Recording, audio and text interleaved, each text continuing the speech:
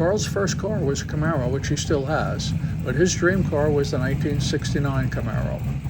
Around 3 years ago, Carl met with Scott Dehm, who had just fulfilled his life dream of opening his own shop, Old Iron Restoration in Central Illinois. Scott found a 69 Camaro shell and began the long process of turning it into a fully customized Pro Touring masterpiece. The foundation they picked was a Roadster Shop chassis with independent front and rear suspension.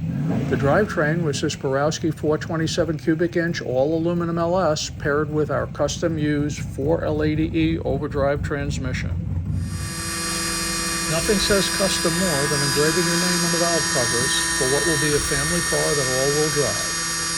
The powerful Emtron control system will allow Carl to set power limits for other family members. The solid color was chosen to allow easy repair for the inevitable rock chips and dings that can be expected from putting on Mars. Here's the dyno.